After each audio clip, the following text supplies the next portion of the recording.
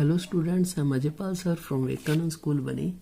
Class 12th Physics. Next or most important topic, Gauss theorem or Gauss law in electrostatic. Okay, now we start this topic.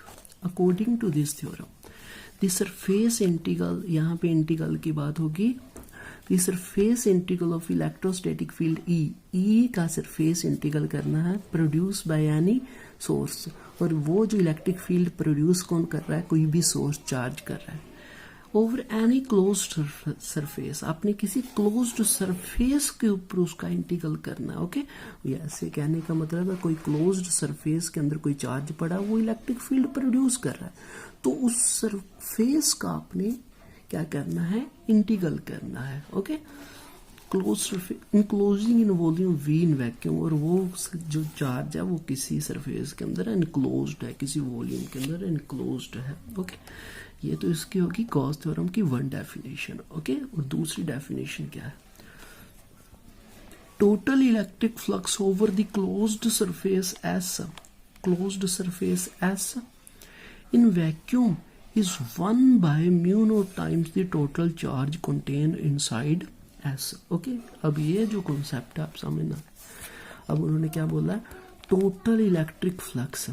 Okay, ये है total electric flux over the closed surface. ये closed surface है S. Okay, this is S closed surface. Okay, ये S closed surface है. Total electric flux over the closed surface S, ये vacuum के अंदर पड़ा हुआ है. ओके, उन्होंने बोला जो इलेक्ट्रिक फ्लक्स होगा ना इस पूरे सरफेस का, वो 1 by mu naught times the total charge contain inside it.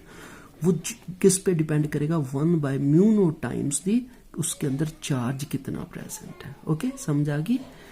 Total electric flux over a closed surface is 1 by mu naught times the charge contained it. Okay, ये तो आपको फार्मूला ही पता था, ये इलेक्ट्रिक फ्लक्स का formula है. But यहाँ पे हम गॉस थ्योरम ये बता रहा है, ये कॉन्सेप्ट और ये बता रहा है कि total electric flux is 1 by mu naught times the charge contained in it. Okay, the location of coincide S does not affect the value of surface integral. जो S है ना, वो उसके अंदर चार्ज कितना पड़ा हुआ है, ये सरफेस इंटीग्रल की वैल्यू को चेंज नहीं करेगा, इफेक्ट नहीं करेगा. ओके, वो ज़्यादातर इफेक्ट पड़ेगा इस म्यू नोट टाइम्स पे, इस म्यू नोट पे कि वो मीडियम आपने कौन सा लिया. The surface chosen to calculate the surface integral is called Gaussian surface. आपने कॉन्सेप्ट में बताता हूँ आपको, यहाँ पे कोई चार्ज पड़ा हुआ है. Okay, positive charge O point पे सेंटर पे पड़ा हुआ है, इसकी डायरेक्शन आपने ले ली. ये आपको पता है इलेक्ट्रिक फील्ड प्रोड्यूस करेगा, तो ये इलेक्ट्रिक फील्ड बाहर की तरफ होती है पॉजिटिव चार्ज की, ऑलवेज ये आपको पता है. ओके, तो ये इसका क्या हो गया, वेक्टर हो गया. ओके, ये इसकी पोजीशन वेक्टर हो गया. अब ये देखो, आपने क्या करना है, एक छोटा सा सरफेस ले लेना, small surface, that is ds. ये सारा सरफेस S है और आपने लेना है small surface ds. Point P उस सरफेस पे ले लेना है. अब आपको मैंने बताया था सरफेस का क्या लेना है, area vector, that is area vector of surface. और ये एरिया वेक्टर किसका है, इस इलेक्ट्रिक फील्ड का. अब ये देखो, कुछ भी नहीं, इसके अंदर लाइन ज्वाइनिंग की हुई है. आर वेक्टर और आर कैप इस इलेक्ट्रिक फील्ड के पोजीशन वेक्टर है. एन कैप उस सरफेस के लिए यूज हुआ. P point on that small surface, D S is small surface, S is complete surface, plus Q charge, O is centre point. Okay, this is known as Gaussian surface. While selecting such a surface, we shall avoid charge on S itself. Okay? आपने क्या करना, जब आप इसको calculate कर रहे हो ना, तो ये सारे चार्ज को भूल जाओ, सिर्फ इतने से पे ही आपने ध्यान देना है. Okay, proof of the Gauss theorem for spherical symmetrical surface only. Okay? Spherical symmetrical surface का मतलब है कि जो सरफेस के ऊपर चार्ज है ना, वो सिमेट्रिकली फैला हुआ, ऐसा नहीं है कि कहीं पे ज़्यादा है कहीं पे कम है. इक्वल डिस्ट्रीब्यूशन ऑफ चार्ज है. Suppose an isolated positive charge Q is situated at centre of the surface sphere of radius R. ये आपको सारा समझा दिया मैंने कि O सेंटर है, स्फीयर का रेडियस R है. According to Coulomb's law, electric field intensity at P on the surface of sphere is, ये आपको पता है इलेक्ट्रिक फील्ड इंटेंसिटी क्या होती है, Q बाय में 4 pi epsilon not R square. Okay, this is the formula of electric field intensity. Simple, this is formula. Okay, R cap is the direction. Okay, this is the position vector. Okay, R is the unit vector from O to P, जो आपको direction बता रहा है O से P की तरफ direction है इसकी. Okay, consider a small area element ds of the sphere around P. ये आपका फार्मूला आगे जाके अप्लाई होगा. ओके, अब आपको पता है ये ds मैंने बताया था सरफेस है, वेक्टर है. ओके सर, एरिया वेक्टर है, चेंज कर सकते हो n कैप और ds के अंदर कर दिया चेंज, ये आगे जाके यूज होगा. Okay, electric flux over the area element. Electric flux का मैंने फार्मूला बताया था आपको. इलेक्ट्रिक फ्लक्स का फार्मूला होता है E इंटू डी एस. यहाँ पे E इंटू डेल्टा एस होता था, स्मॉल के लिए यूज कर रहे हो तो डी एस लोगे. E का अभी आपने यूज किया है क्या हो, बाय में 4 pi epsilon not R cap by में R स्क्वायर, वो पुट कर दो E की जगह.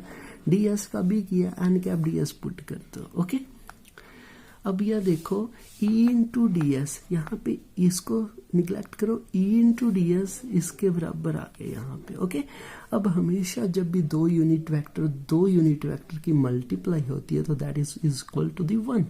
ये 1 हो जाएगा. E into D S Q by में 4 pi epsilon not D S by में R स्क्वायर, ये आपकी यहाँ से वैल्यू.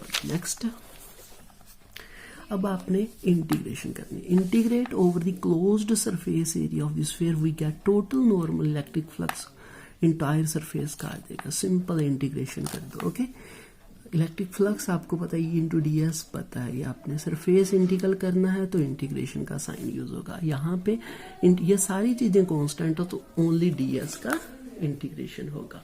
अब यहाँ पे देखो Q पाई में 4 pi epsilon not R square, total area of sphere 4 pi R square आपको पता है. 4 पाई से 4 पाई R से R कर देगा, Q बाय में एप्सिलॉन नॉट आ जाएगा. और यही तो आपने प्रूव करना था, electric flux is equal to Q times 1 by epsilon not times the total charge contain in it. Okay, which is the proof of the Gauss theorem. I hope you will understand about this. Okay, इसके अंदर special case है.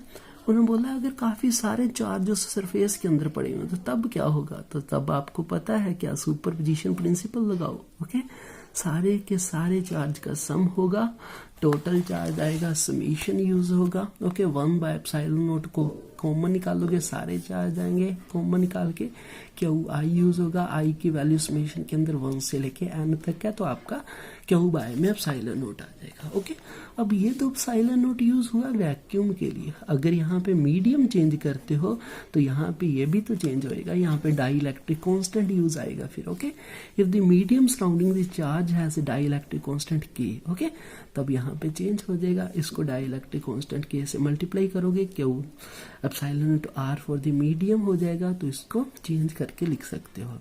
If there is no net charge within closed surface, अगर कोई charge नहीं होगा surface के अंदर तो क्या होगा, जो electric flux total electric flux होगी वो 0 हो जाएगी. चार्ज 0 है तो इलेक्ट्रिक फ्लक्स भी 0 हो जाएगी. Okay, it can be shown that the charge situated outside the closed surface make no contribution to the total electric flux over the surface.